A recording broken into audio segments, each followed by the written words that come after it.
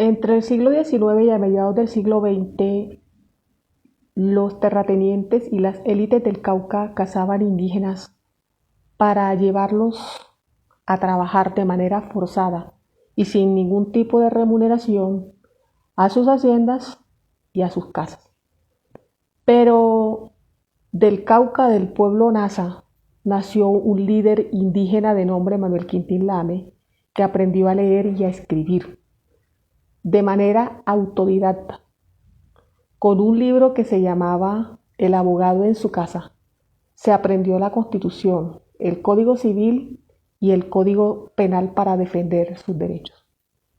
Fue torturado, arrastrado por todo el pueblo y encarcelado por Guillermo León Valencia, el abuelo de Paloma Valencia.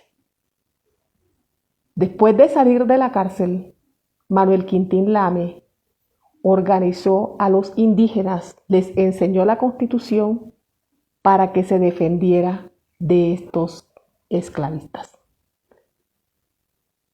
Por el otro lado, Guillermo León Valencia fue el responsable de la violencia y que un grupo de campesinos se armaran con fusiles para defenderse, porque le exigieron a Guillermo León Valencia una carretera, un colegio y un puesto de salud.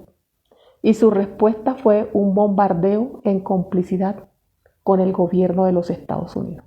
Luego, Guillermo León Valencia armó grupos paramilitares. Y vemos hoy a su nieta, Paloma Valencia, aspirando a la presidencia de la República.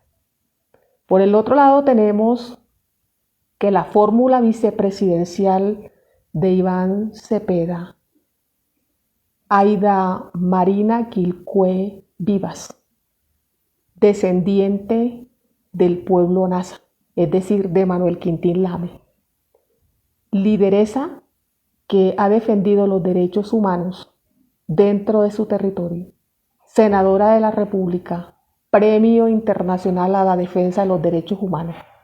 Fue víctima del gobierno de la Seguridad Democrática, que a través de un atentado que iba dirigido a ella, asesinaron a su esposo, Edwin Ledarga. ¿Quién lo asesinó? El ejército. ¿Quién era el comandante de las fuerzas militares? Álvaro Uribe Vélez. 6 militares fueron condenados por la muerte de Ledarga. Y sobre la lideresa indígena Aida Quilcue hay 100 amenazas de muerte. Y todo por defender los territorios que ha defendido o que defendió Manuel Quintín Lame. En estos momentos está siendo víctima del clasismo, el racismo y la revictimización por parte de la prensa mafiosa y de algunos sectores del centro democrático, que no se cansan de irse en contra de las víctimas de crimen de Estado de este país, porque no respetan las diferencias. Ahora, Paloma Valencia dice que ella quiere representar y unir a todos los sectores de este país, cuando desde el Congreso de la República lo único que ella ha hecho es mostrar el clasismo, el racismo y la violencia política propia de sus ancestros.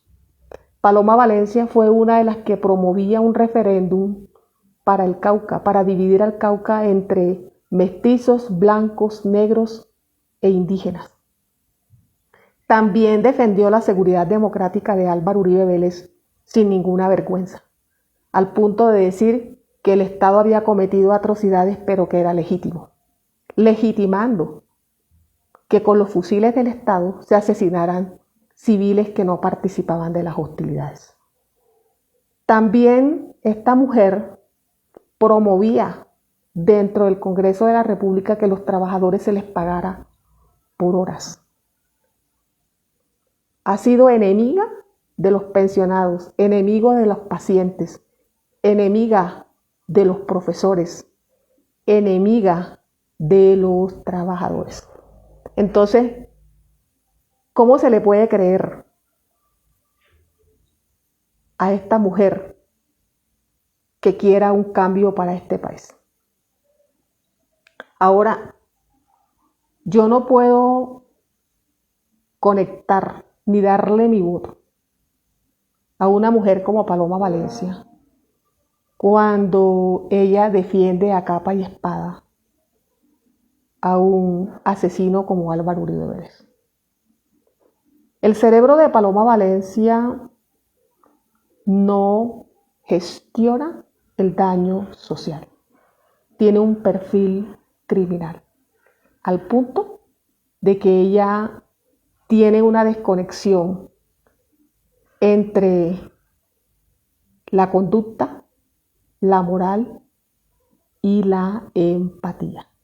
Y todos los que defienden a Álvaro Uribe Vélez tienen un trastorno psicopático. Porque dentro del daño social, que no lo gesticulan, sino que elevan a la violencia lo que ellos no pueden procesar. Para ellos, todos los que no conectamos con Álvaro Uribe Vélez somos guerrilleros. Sin embargo, veo una dualidad, porque Álvaro Uribe Vélez llama a los desmovilizados a ser parte de su partido político, es decir, que se pongan de acuerdo, ¿están con la paz o están con la guerra?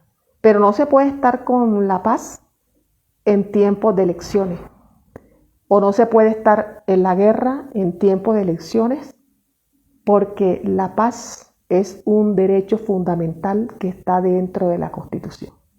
Y la mayoría de los defensores de derechos en estos momentos en Colombia han sido amenazados por las redes sociales, amenazados de manera directa, simplemente por defender la Constitución y la ley. Yo no sabía que la Constitución era guerrillera, que el Código Civil era guerrillero, que el Código Penal era guerrillero, porque la mayoría de los defensores de derechos humanos lo único que hacen es recitar la Constitución. Entonces, yo creería que este país no procesa realmente el daño social que han generado los esclavistas de este país.